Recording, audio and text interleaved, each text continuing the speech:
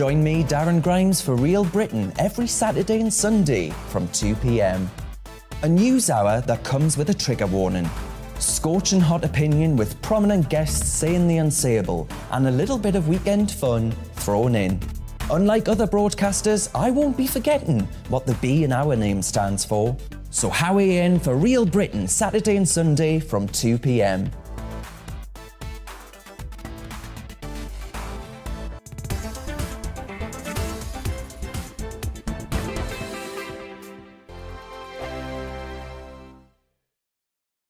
We are GB News. We're right across this great nation. On TV, on radio, on digital. Absolutely everywhere. We don't talk down to you. We embrace all voices. With honest and civilised conversation. we're not part of the establishment. We're one of you. And we're only getting started. Join us on GB News, The People's Channel. Britain's news channel. Every morning from 6 o'clock, we'll wake you up with GB News Breakfast with all the stories you didn't know from the night before. So whether it's serious news, entertainment, or your own views from all over our great nation, we're here to kick off your day with a smile. And the national media should be reflecting and reporting what's happening here. You will notice the northwestern accents. Whether you're with us on TV, radio, or online, every morning, it's breakfast from 6 a.m. Hope you can join us. Join us for Ministry of Offence, the comedy panel show that's just like the news, in that the left fights the right and it doesn't really seem to matter who wins. We cover the big stories. It was in fact a troop of baboons and not angry vegans. I like that. And the really important stories. Fat naked cow gets stuck in swimming pool. It's a headline in a lot of local newspapers. Yeah. We're on the same team, Nick. Yeah, I'm just helping you. Join us for Ministry of Offence, Saturday nights, 8 o'clock on GB News. I'm Dan Wootton. Join me Monday to Thursday from 9 to 11 for the feistiest and most fun news debate on TV, where free speech reigns. I'll bring you a sharp take on the day's biggest stories, bombshell newsmaker interviews, and A-list guests. And I guarantee you, no spin, no bias, no censorship, and no reason to go to bed. That's Dan Wootton tonight, Monday to Thursdays from 9 on GB News.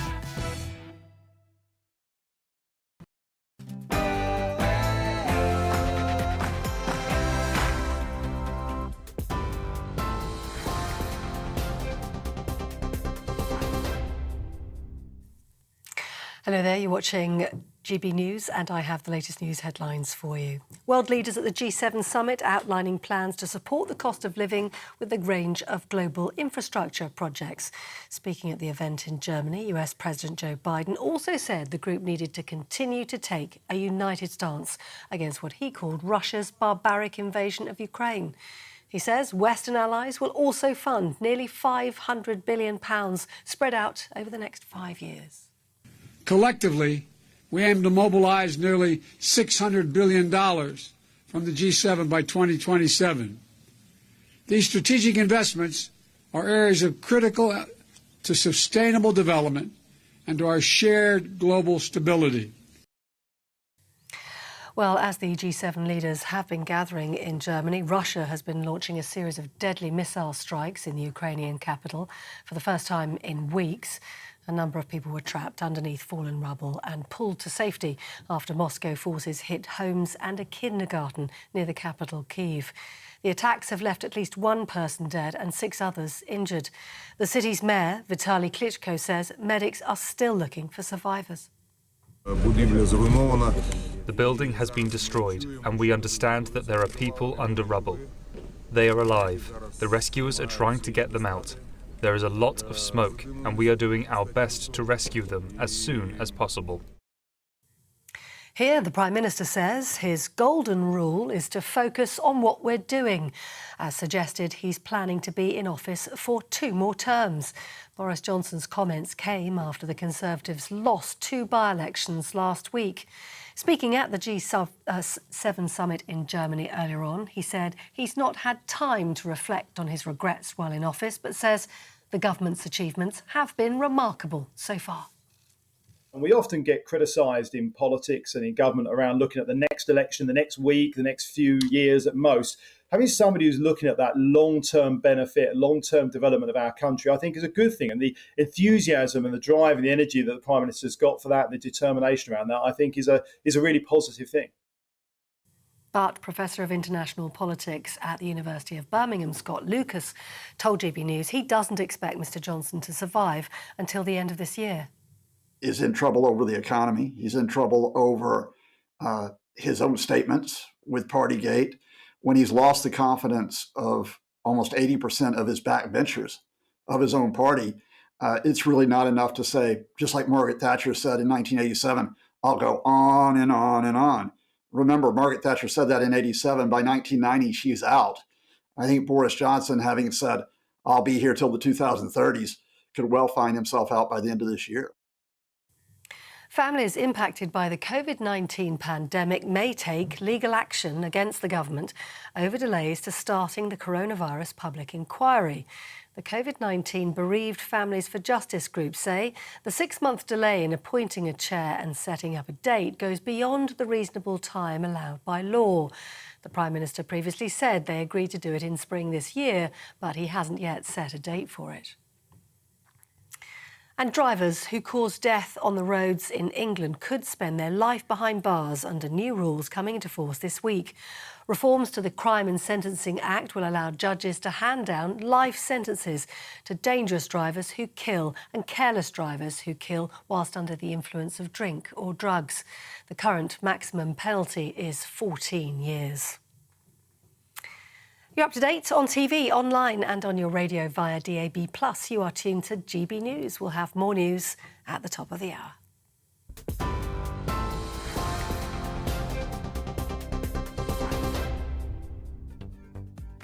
Looking ahead to this evening's weather, and the UK is looking breezy in the southeast and wet and windy in the north and west. Let's take a look at the detail.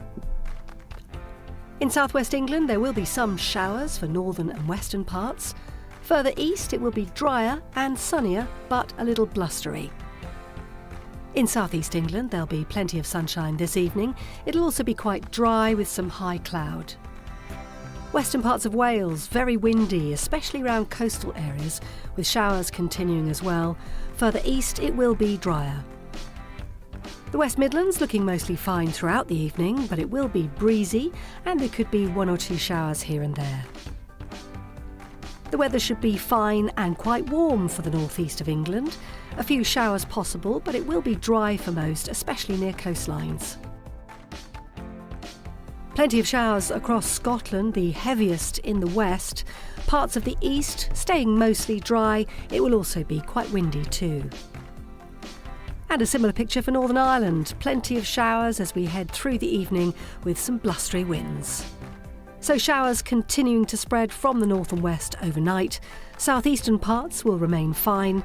And that's how the weather's shaping up overnight and into tomorrow morning.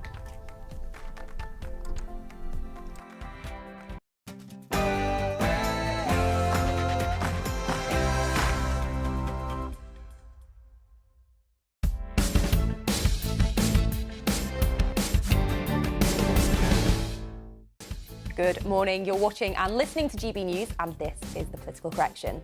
I'm Deanna Davison, and today I'm joined in the studio by Paul Embry. We are here for the next 2 hours to correct politics and put you, the people, back in charge. This is not about journalists talking to journalists, it's about you telling us what you think. Coming up this hour, Conservative Chairman Oliver Dowden has resigned following 2 by-election losses for the party to Labour and the Liberal Democrats. We discuss what the results mean for Boris Johnson. It's been a week of travel chaos in the UK, and a summer of discontent looms over the country as various industries express an interest in striking in the coming months. And we will be joined live from Rwanda by former MP Simon Danzig to discuss visits to the country this week from Boris Johnson and Prince Charles. And as ever, here on The Political Correction, we want to hear from you today. So if you want to get involved in the conversation and have your email read out on the show, then email us on gbviews@gbnews.uk or tweet us @gbnews. This is The Political Correction.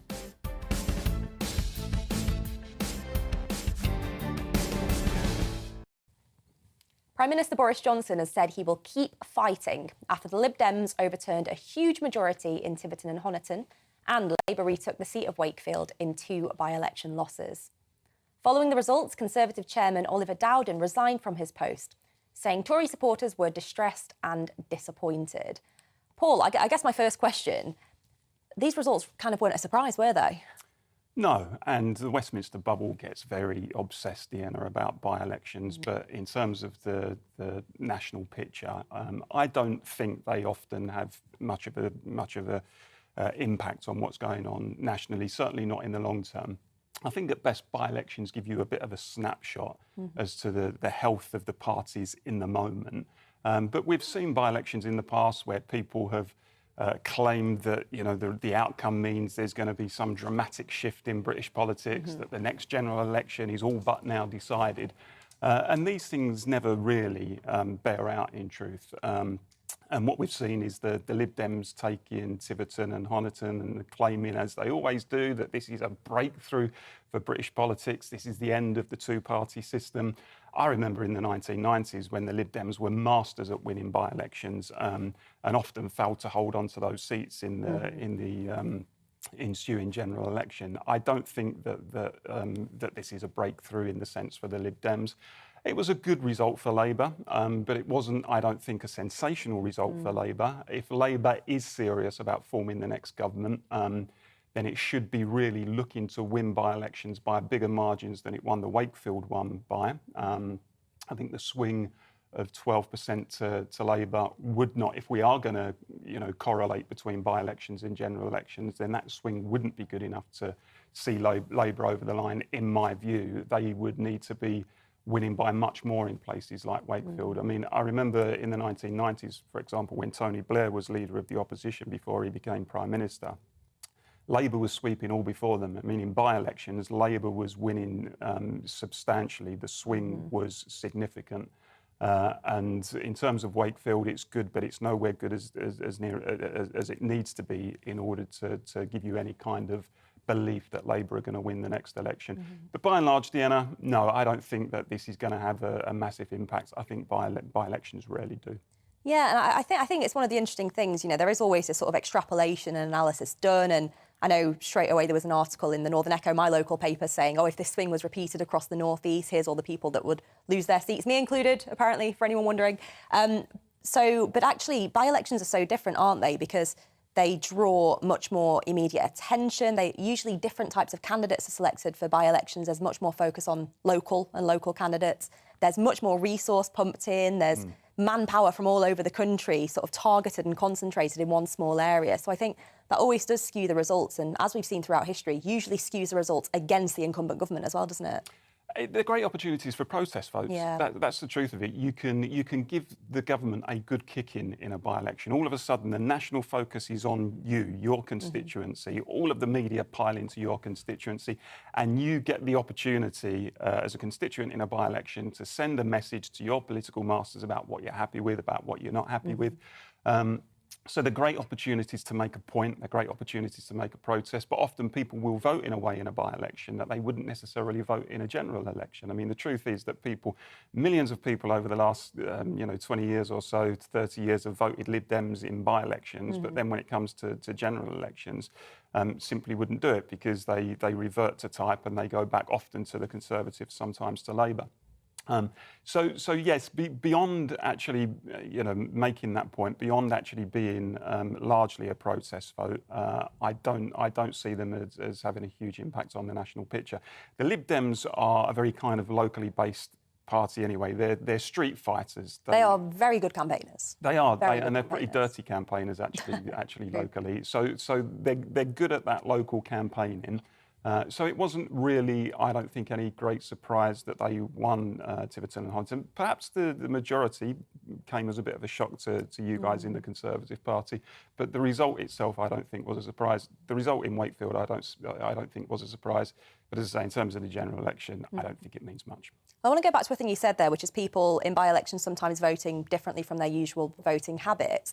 And I think something that probably surprised me the most about the Tiverton and Honiton by-election game for the Lib Dems was it was quite a leave seat.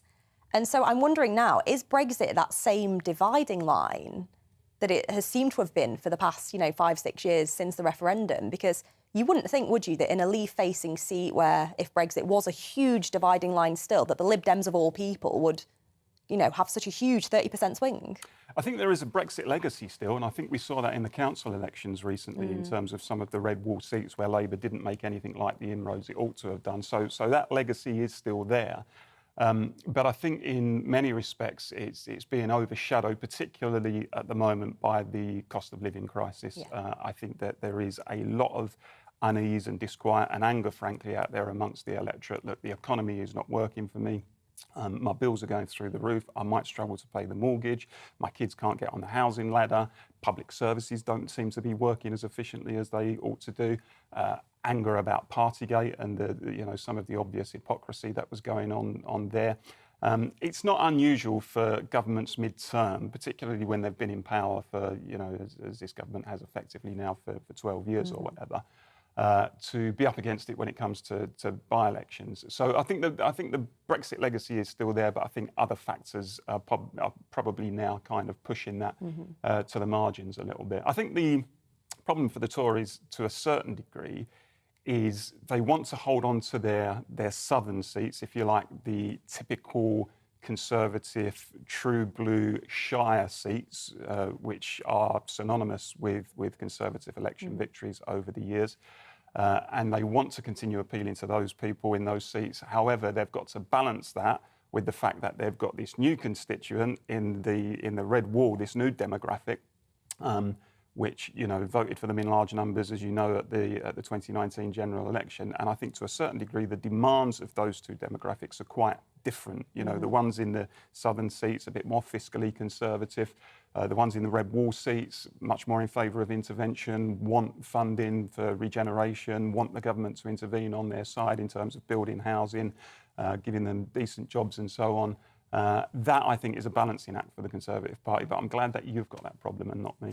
Well, Labour have got it in a similar way, though, haven't they? I mean, I know this is talk about sort of Conservative defence seats, but Labour have got a similar kind of coalition to try and hold together. And in recent years, it seems like there's been more of a focus, certainly in policy, around the sort of more metropolitan areas, hence the sort of division over Brexit, calls, should we rejoin, should we not, and that sort of debate going on within the Islington sect, as I like to kind of think of it, versus trying to win back the kind of traditional former Labour heartlands in places that we now call the sort of red wall. So I think Labour have got a very similar challenge. Yeah, Labour lost its coalition. Yeah. Labour's coalition fragmented because, as you rightly say, I always call it the Hampstead and Hartlepool coalition. That when Labour can hold those two groups together, that is when it's at its most successful. When you can appeal to your working class blue collar base, which really is or was historically the base of the Labour Party, that's not enough to get you over the line in general elections. From the Labour Party's point of view, they always needed to also attract a layer of more, if you like, middle class liberal supporters, the Hampstead, Islington set, as you say. Labour has been most successful electorally when it's been able to bring those two groups together. What it's done, I think, over the last 30 years, particularly over the last 10 or 15 years, is focus far too much on the Hampstead element of that coalition and frankly took the Hartlepool element for granted, thought these people have got nowhere else to go, they'll always stay with us. And then we got Brexit, and then we got the 2019 general election. We saw that they weren't staying with the Labour Party, and now it is a huge, huge task for Labour to try to win that element of the coalition back. And it's only just, embarking on that road now. There's a long, long way to go, I think. Absolutely. Well, we want to think about this in the context of the by-election results, future general elections and future polling. So joining us now to further discuss the results, talk about what the numbers mean for each party, is broadcaster and political commentator Bill Bowkett. Bill, thank you for joining us this morning. So just your kind of base analysis, let's start with Wakefield. Did Labour do enough there to kind of indicate that they're on track for a general election win, or do you think it was just a by-election anti-government bounce? To many respects, it was an anti-government bounce. I think one of the motivating factors for the Tories winning Wakefield in 2019 was Brexit, seeing as a party that were able to deliver on that deal and to able to take Britain out of the European Union. And whilst Keir Starmer does have reasons to be happy in this result, it's the first by-election win for Labour since Corby in 2012. There's also similar successes where having to hold other red wall seats like Batley and Spen, and also the council elections in London South. But it doesn't seem to me, at least given that specific result, that Labour are a government in waiting, as Sir Keir Starmer claims. There was a 13% swing. Similar, red wall seats will probably fall. But at least on a national scale, in terms of current projections for general elections, Labour is around 3 to 7%, and that's not enough given the size of the Tories' majority in the House of Commons for them to topple the Tories and to see them win an outright majority. If the most realistic outcome, if there were to be a worst-case situation for the Tories, is that Labour would make those gains, but then would have to go into kind of a left bloc coalition with the likes of the Liberal Democrats, the Greens, the SNP, and so on and so forth. So for Starmer to claim that Labour are a government waiting is slightly far-fetched at this moment of time. Thanks, Bill. So let's move on to talk about Tiverton and Honiton, because this was a huge swing, wasn't it? Around about 30% swing from the Tories to the Lib Dems. Was that a result that surprised you? It was surprising in the sense to see how big the Liberal Democrats majority was. A 30% swing. It's the 11th biggest since the end of World War II. This is the kind of result that the Tories should really be worrying about, because having to maintain those red wall seats was always going to be a task in itself. But for them to lose a 24,000 seat majority is pretty disastrous and a difficult pill to swallow. Remember, this is a seat that's been blue, at least in its current form, since 1907, but it's actually voted blue since the age of, the 1920s. So that in itself is going to be really problematic if you're looking at those true blue place seats in the likes of Dorset, in Somerset, Shropshire. Obviously, we've seen similar results in North Shropshire and in other kind of outer suburb areas of the country. That could be replicated if it comes to a general election. I think there's a lot of disquiet within those traditionally Tory voting areas because of the tax rises, the cost of living crisis. Other factors are playing at play, including the Prime Minister. He is consecutively coming up on the doorstep when you talk to people that have been canvassing. And as a result, they're looking for change. And I think Paul made a good point that many people are voting in these by-elections out of protest, out of spite of the Tories' performance, not just under Boris Johnson, but over the last 12 years as well. Mm-hmm. Well, there's talk, Bill, isn't there, whether formally or informally, about some kind of Labour-Lib Dem pact moving forward. And I was looking at a bit of analysis that said, I think there are, according to 2019 general election, there were 44 seats that the Conservatives won where Labour and Lib Dem vote combined was actually greater than the Tory vote, which, if they were to turn, obviously would be very significant. Can you see a formal pact happening, or do you think there might be slightly more kind of tactical voting done on a more informal basis? Tactical voting on a formal basis, at least when it comes to the by-elections, that was clear in these two instances. The Labour Party actually lost its deposit in Tiverton and Honiton, just to show that it is happening and this is real. That even though they might not have a formal deal, Sir Keir Starmer, Sir Ed Davey, as to we're going to step back from canvassing and knocking on people's doorsteps in this seat, and we're going to focus more on this.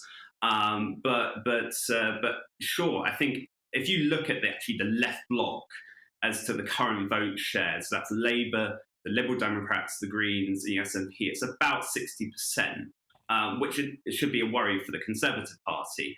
But can I see this being replicated on a national scale?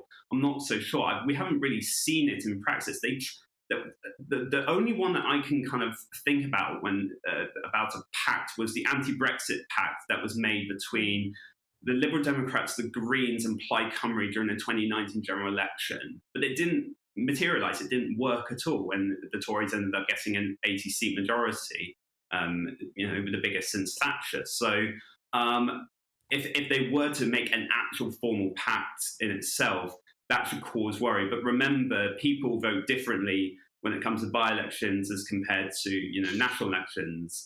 In by-elections, as Paul and yourself, Dehenna, said, they tend, you can micro-focus when it comes to by-elections. And Lib Dems itself are, a ruthless operation. And in Tiverton and Hobbiton, they were really going hard on farming subsidies, for instance. Well, Bill, thank you for your time and your insights this morning. Bill Barkett there, broadcaster and political commentator, giving his thoughts on the recent by-election results.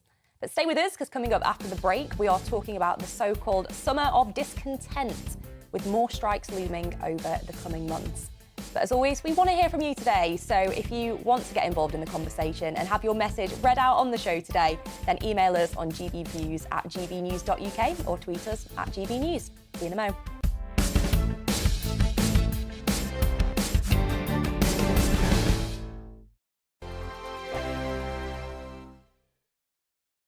We are GB News. We're right across this great nation. On TV, on radio, on digital. Absolutely everywhere. We don't talk down to you. We embrace all voices. With honest and civilised conversation. We're not part of the establishment. We're one of you. And we're only getting started. Join us on GB News, The People's Channel. Britain's news channel. Every morning from 6 o'clock, we'll wake you up with GB News Breakfast with all the stories you didn't know from the night before. So whether it's serious news, entertainment, or your own views from all over our great nation, we're here to kick off your day with a smile. And the national media should be reflecting and reporting what's happening here. You will notice the northwestern accents. Whether you're with us on TV, radio, or online, every morning, it's breakfast from 6 a.m. Hope you can join us. Join us for Ministry of Defence, the comedy panel show that's just like the news, in that the left fights the right and it doesn't really seem to matter who wins. We cover the big stories. It was in fact a troop of baboons and not angry vegans. I like that. And the really important stories. Fat naked cow gets stuck in swimming pool. It's a headline in a lot of local newspapers. Yeah. We're on the same team, Nick. Yeah, but I'm just helping you. Join us for Ministry of Defence, Saturday nights, 8 o'clock on GB News. I'm Dan Wootton. Join me Monday to Thursday from 9 to 11 for the feistiest and most fun news debate on TV, where free speech reigns. I'll bring you a sharp take on the day's biggest stories, bombshell newsmaker interviews, and A-list guests.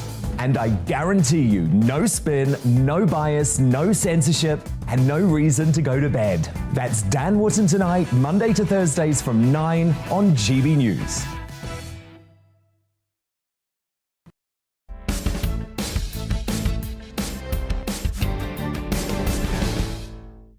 Welcome back to The Political Correction.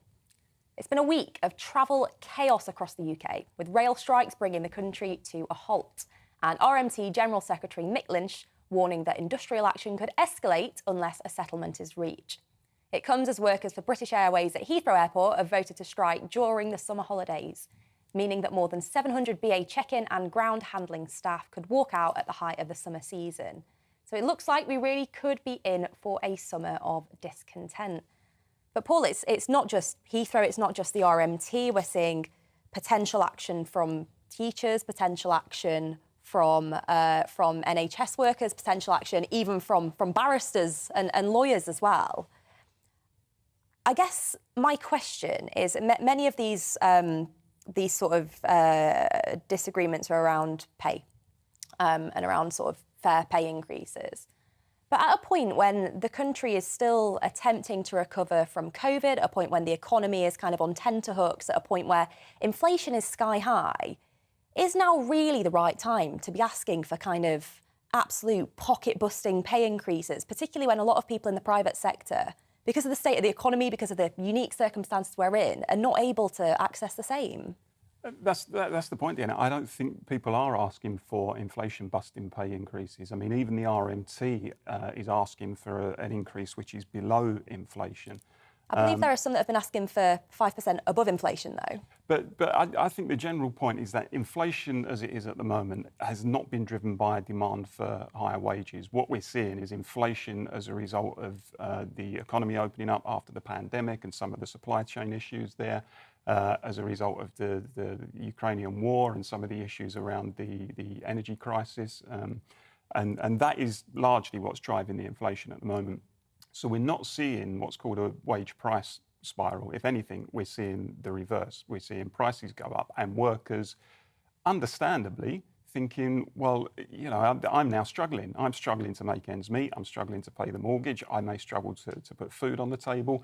And when the government says to workers, well, actually, inflation is this, but you have to accept something like 2 or 3% or whatever it is, then not unreasonably, workers are going to go, well, hold on a second. We've just had 12 years of economic hardship. You know, we had a decade or more of austerity. We've now got the cost of living crisis. Year after year, I've been told to tighten my belt and not to be unreasonable and make excessive pay demands. And now inflation is pushing up. You're still saying to me, I have to accept less. So, you know, we're not in a position where the inflation that we're seeing has been driven by wage demands. It simply hasn't happened because wage rises have been pretty paltry over the last 12 years. So my message in return to the government is, look, you need to understand how acutely people are being affected by this. It simply isn't reasonable to say to people, you have to carry on tightening your belts, even though the cost of living is getting harder and harder. And I think, you know, if you ally that to the fact that there's, you know, people struggling in terms of the housing crisis and so on and so forth, and public services, as I said before in the discussion, not doing what they should do, I think there's a general unease across the country. And when government says to people, you're not worth it, effectively, then that unease and that anger, I think, just becomes more intense. I don't think there's anyone who's arguing that people aren't worth it for the pay increases, but I think we need to look at this very broadly from a wider economic perspective as well, in terms of literally the amount that we spend versus the amount the government gets in, because we are in deficit. We have a huge national debt, which has increased dramatically because of the COVID pandemic, with some interventions that were needed to keep the economy ticking. But now we're seeing debt repayments alone, so just the interest before we've actually paid anything off the debt, of over £80 billion, forecast to potentially top £100 billion over a 12-month period, bigger than the education budget. So these pressures for increased wage bills on a cost of living basis, as you've highlighted there, the only way the government is going to be able to find that money is either by making cuts elsewhere or by taxing people more. And if it's taxing people more, then that's not going to aid with the cost of living, is it? Well, I think the danger is if you don't give people sufficient wage increases, then you end up tipping the economy into recession because there'll be a lack of demand generally throughout the economy. You then deplete your tax revenues, and then the deficit then becomes even greater. So, you know, that's something that the government have got to consider. I mean, obviously, the government will not necessarily have a say or a final say on all of these pay demands that are going in anyway.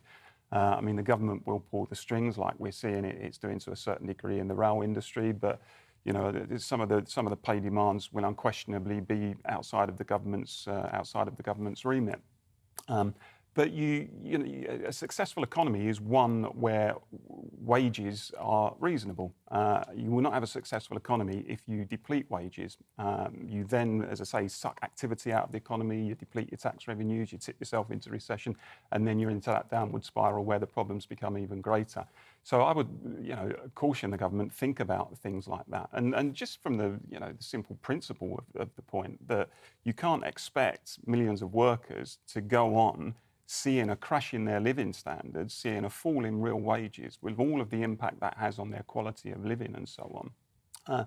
And also, by the way, don't buy the idea in terms of not being able to afford it. We are still one of the richest economies in the world. It seems to me that there are some people who did very nicely out of the pandemic. We're seeing city bonuses, for example, rise at 6 times the rate as the average wage. Directors' pay always seems to outstrip increases in ordinary workers' pay.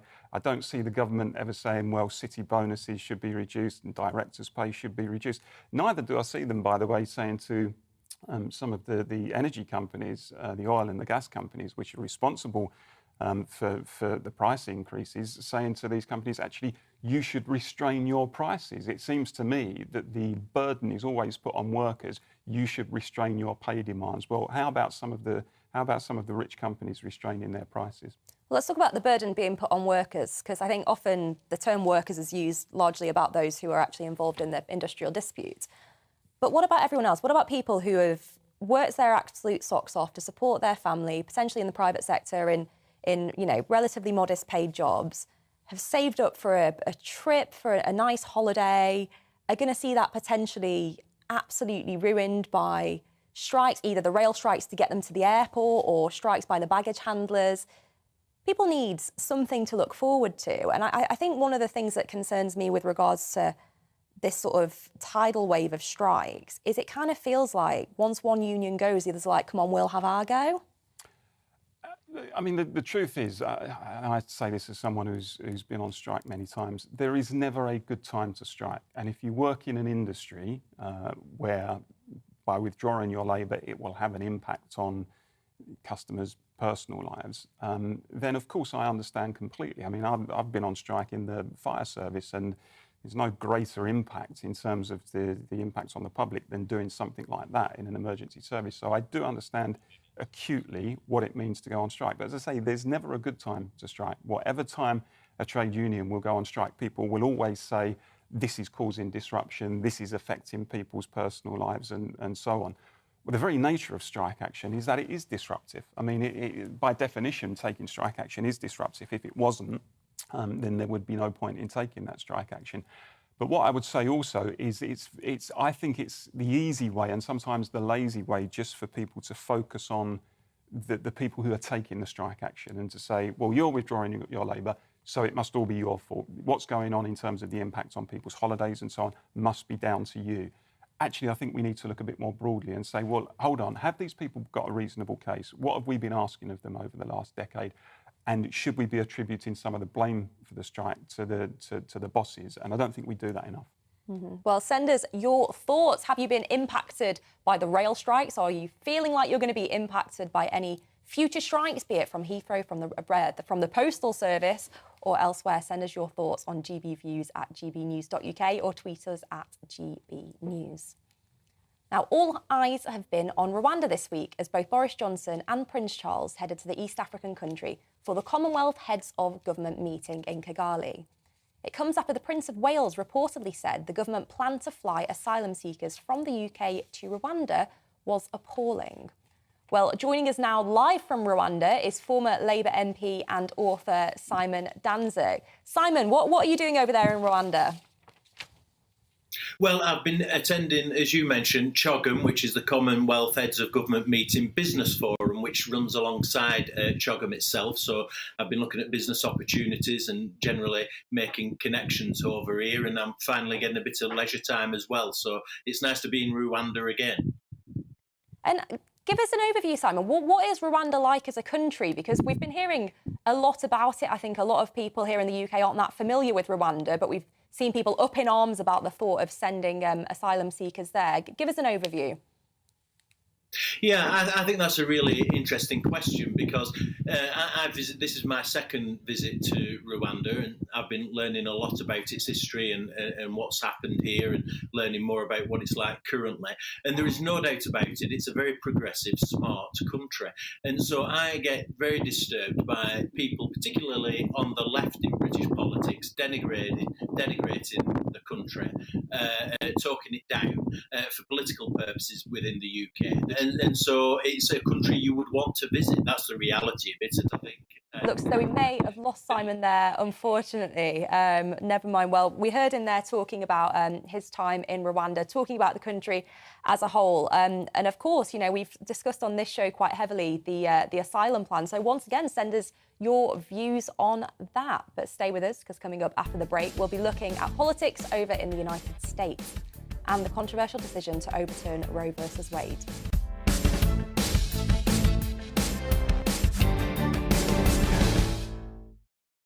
I'm Mark Dolan. Join me at 11 on GB News for Headliners, in which I'll be joined by two of the UK's top comedians discussing tomorrow's papers. If it's an important story, we'll cover it, but we'll have some fun along the way. Headliners, the late night paper review that won't send you to sleep like the others will. 7 nights a week at 11 p.m. on GB News.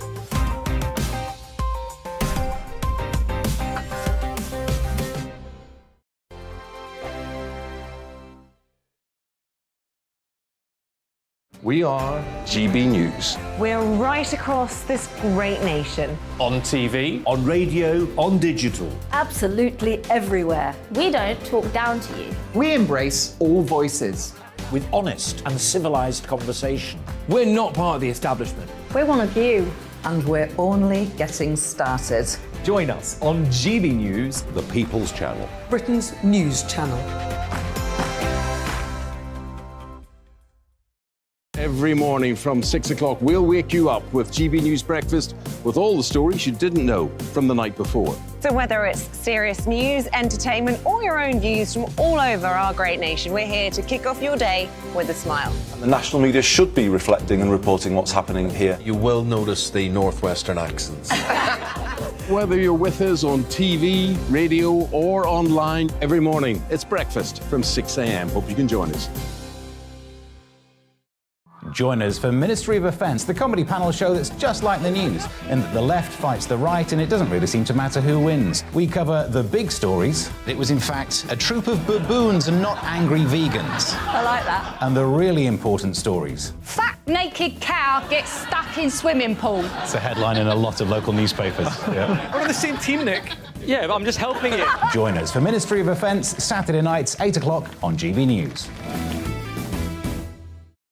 I'm Dan Wootton. Join me Monday to Thursday from 9 to 11 for the feistiest and most fun news debate on TV, where free speech reigns. I'll bring you a sharp take on the day's biggest stories, bombshell newsmaker interviews, and A-list guests. And I guarantee you, no spin, no bias, no censorship, and no reason to go to bed. That's Dan Wootton Tonight, Monday to Thursdays from 9 on GB News.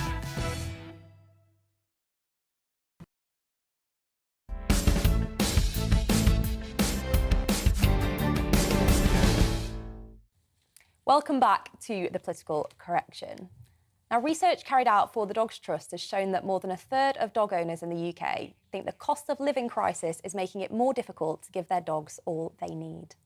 The findings are reminiscent of the year after the 2008 recession, when the increase in the number of stray and abandoned dogs reached over 25% in the UK. CEO of the Dogs Trust, Owen Sharp, said that an economic crisis can and will lead to people needing to give up their beloved dogs. Well, Owen joins us now. Owen, tell us a little bit more about your findings. Yeah, good morning. It's as you said, we've heard from around a third of dog owners who are saying that they are concerned that the cost pressures they're facing are likely to mean that there is a possibility they're going to struggle to keep their dog. And probably more worryingly at the moment is that we are already starting to see increasing number of calls and increasing requests for us to take dogs in. And those numbers are up quite significantly. For example, in the last week, we took over 700 calls from people who are struggling to look after their dogs because of issues related to cost of living. So it's a real worry. And Owen, are you also getting people who have kind of adopted from you calling up to potentially return dogs as well? Yes, it's people across the board. It's people who got dogs from us. I mean, the reality is that we know the dog population went up quite a lot in the last 2 years through the pandemic, and the source of many of those dogs was not from rescue organisations. It was people buying from private buyers, and we talked at the time about how we were concerned about the number of dogs that might be being imported or coming out of poor breeding, puppy farms and the likes around that. So the number of dogs that are actually coming back to us from those that were originally adopted from us is not that much higher. It's the wider dog population. And when we talk about seeing 25% of dogs possibly becoming stray or abandoned, and the last time we saw that was in 2008. We know that the dog population in the UK is probably well over 2, maybe even larger than it was in then. So that's a real issue that is a concern for all of us in animal welfare at the moment. Mm-hmm. So Owen, for those dog owners who are currently struggling and kind of worried about cost, what advice would you give to them? So I think the first thing to do is I would encourage people to contact either Dogs Trust or other animal welfare organisations early. Don't let it get to a crisis. And there are different sort of levels of cost that people are struggling with. So, for example, it may be vet costs that people are fearful are getting higher and higher, and access to vets is difficult because the vet industry is struggling at the moment. It may be access to food. Talk to us early on. We will see what we can do to help. We have partnerships with food banks. We may be able to help access some lower cost vet care for you. So there's lots of things that we might be able to do to help. Our job is to rehome dogs, but our first instinct is always to try and keep a dog in a home with somebody. So if there's anything that we can do to help, please do get in touch with ourselves or other animal welfare organisations, and we will do all we can to help. Mm-hmm. Now, Owen, I'm a huge fan of the Dogs Trust. I actually rescued my puppy from you guys, and he is really the love of my life. And I know that one of your kind of key slogans that always stuck with me from being a kid is a dog is for life, not just for Christmas. During the pandemic, it did seem like an awful lot of people were getting dogs or other pets kind of for company, for recreation. Is this something that you kind of foresaw then? Well, we were concerned about the number of people that got dogs during the pandemic and the background that those dogs were coming from, because we did see the market explode, and we knew by definition that must mean that there was a lot of poor practice going on out there. So that was always a worry. I mean, the cost of living pressures that we've seen are an additional factor on top of all of it. The other thing at Dogs Trust that we're helping to try and do at the moment is we're supporting families coming into the UK from the Ukraine. So we're taking some dogs on in combination and partnership with government around that. So that's an added dimension. So there's a little bit of a kind of perfect storm element going on here. But yes, we were always concerned that we could be heading to a place. And as I said earlier, if you start to see rates of abandonment, rates of stray dogs going up from a much bigger dog population, you really are going to see a lot of pressure and a lot of concern. And that's why the support that we get from people like yourselves is so important, and that whether that's people who support us in principle, particularly those that take on foster dogs, those that come and volunteer in our centres, and our adopters, we need you more than ever. And so, the contribution that people can make by helping us do what we do to get dogs into the right place is just never going to be more important than it is at the moment. Well, thanks, Owen. And to any viewers there interested, Dogs Trust always looking for willing volunteers there. So do reach out if that's something you feel that you can help with. Owen Sharp there, CEO of the Dogs Trust, joining us. Thank you, Owen. Now, abortion clinics in some US states have begun closing after a Supreme Court ruling on Friday removed American women's constitutional right to abortion. In around half of US states, access to abortion services is expected to be restricted, if not banned entirely, with Missouri claiming to be the first state to end abortion off the back of the court ruling. Paul, what was your kind of reaction to this story?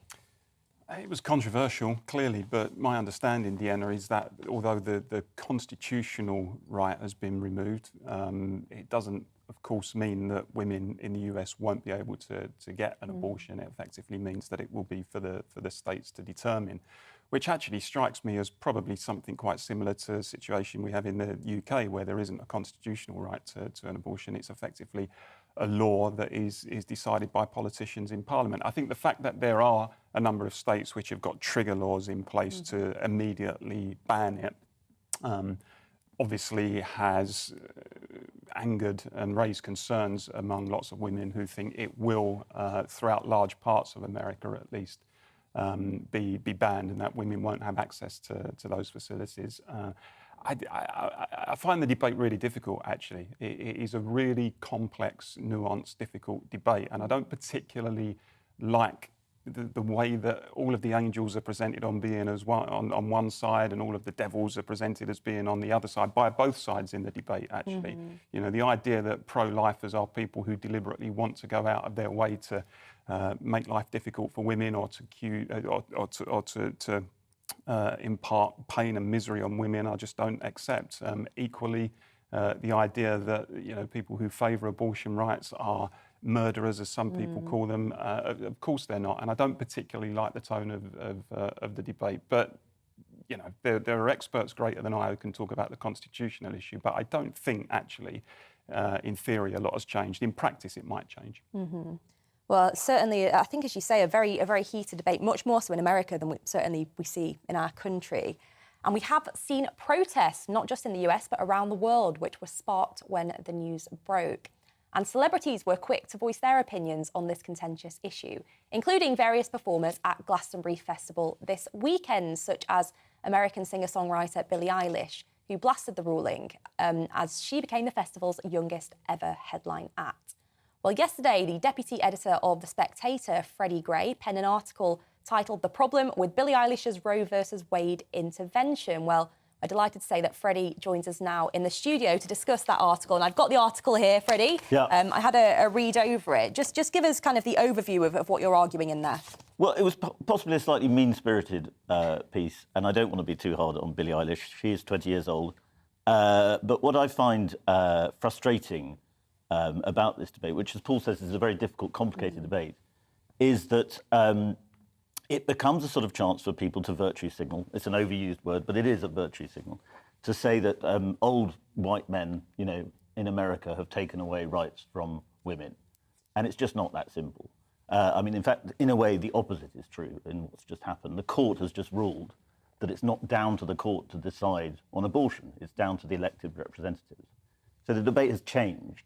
Well, the dynamics of the debate have changed in America, and a lot of people think that's overdue, and not just maniac pro-lifers, like me, I should say, but you know, moderates in this debate have accepted for a long time that Roe v. Wade was not a good provision, it was not a good law, and that America missed out on having a democratic debate on abortion in the 70s and 80s, and now they get to have one. And I think in the long run, it's going to be tumultuous, it's going to be very painful, and it's going to be very emotional for a lot of people. But in the long run, it should mean that America settles on a democratic compromise, either state by state, possibly federally, on where they stand on abortion. And I think that's right. I think that's how democracy should operate. Do you think there is an element, though, that given Roe versus Wade was kind of so fundamental to views on abortion and policy on abortion for the past, 50-odd years, can you understand why probably younger women who've never known anything different do see this as a bit of an erosion of women's rights if states are to completely ban abortion? I think so, and I think that's a lot to do with sort of cultural propaganda, cultural brainwashing on this matter. I mean, I think there's a lot of people who think that, before Roe v. Wade, women were on a mass scale being forced to have babies they didn't want to have. And yes, it's a hugely complicated, difficult issue, but it's an issue for debate. And I think most reasonable, rational people can see there are two sides to this argument. And the problem is that the culture, broadly, music industry and so on, celebrities, they only see the very extreme end of this debate, and that is the militant pro-choice side, and increasingly the Democratic Party do. I mean, Billie Eilish, the state where she comes from is California.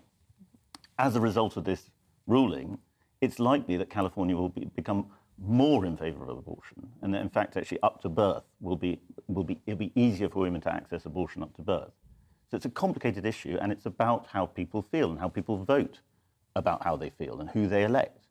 And as I say, I think in a democracy that's healthy. Is it the case, as I touched on in my contribution, Freddie, that it strikes me that it's not much different to the situation we have here in the UK, where it's parliamentarians who decide the law on abortion rather than saying there's a constitutional right? I mean, are you aware that that constitutional right, as it was in America, was that something that also applied in other countries throughout the world, or are more countries like Britain in terms of saying, look, these are important decisions, but they're effectively for our elected lawmakers, rather than saying that a court has the right to declare that you have that constitutional right?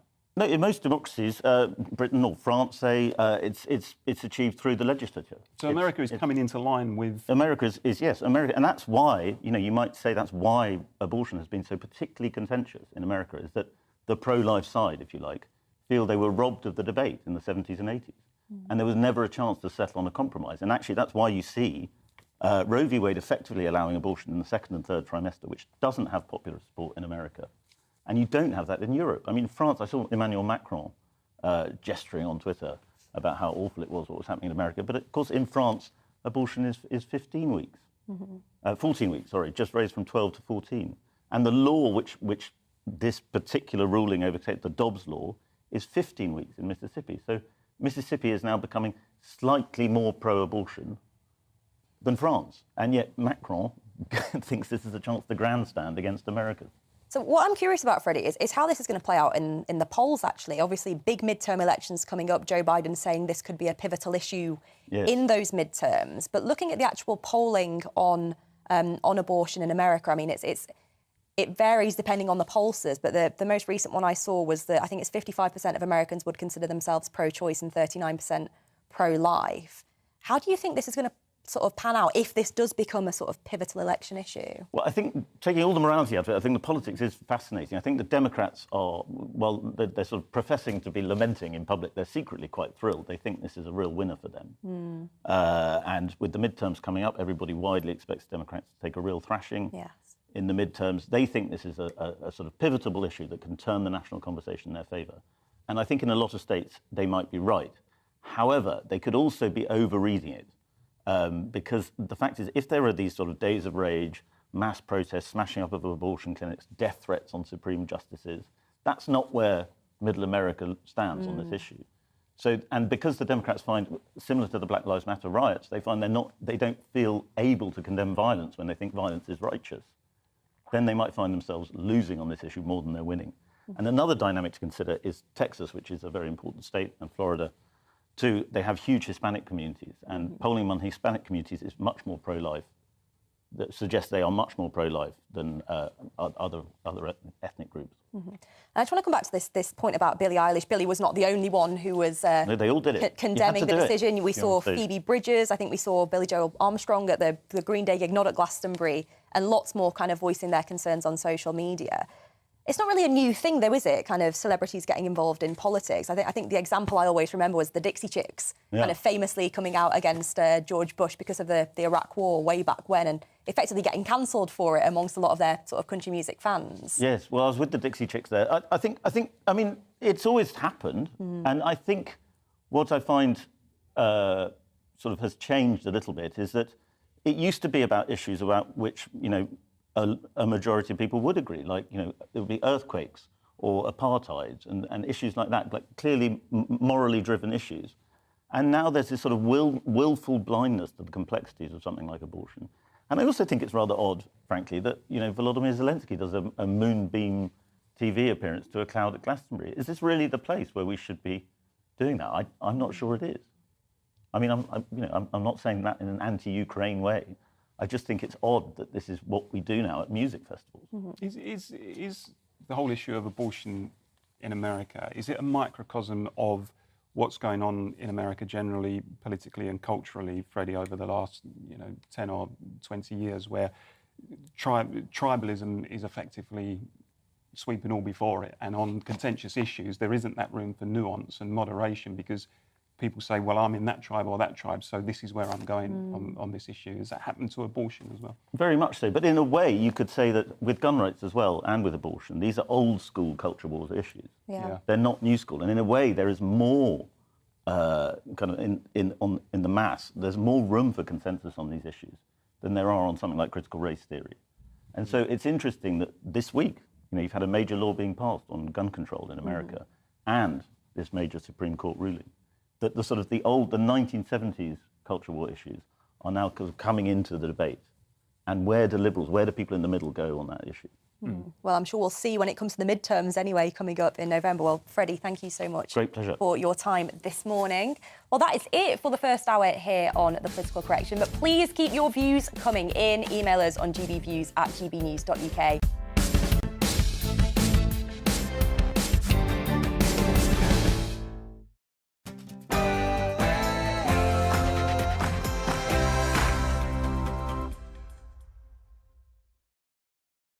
We are GB News. We're right across this great nation. On TV. On radio. On digital. Absolutely everywhere. We don't talk down to you.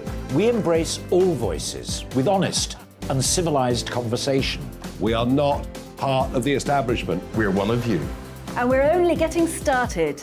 Join us on GB News, The People's Channel. Britain's news channel.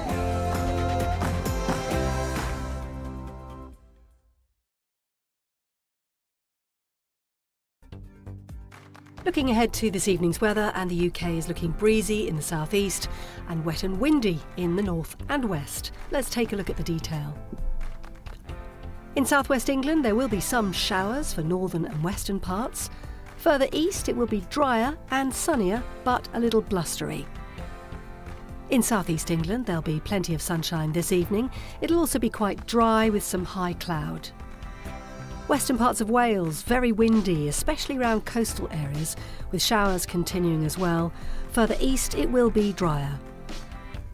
The West Midlands looking mostly fine throughout the evening, but it will be breezy and there could be 1 or 2 showers here and there.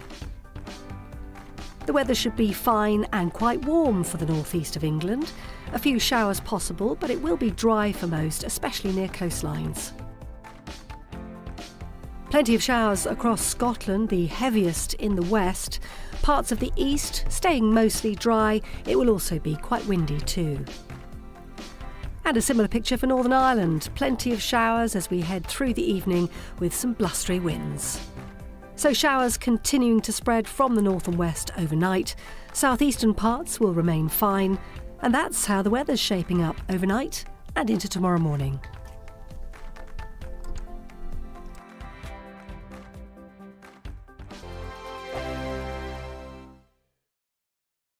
We are GB News. We're right across this great nation. On TV, on radio, on digital. Absolutely everywhere. We don't talk down to you. We embrace all voices. With honest and civilised conversation. we're not part of the establishment. We're one of you. And we're only getting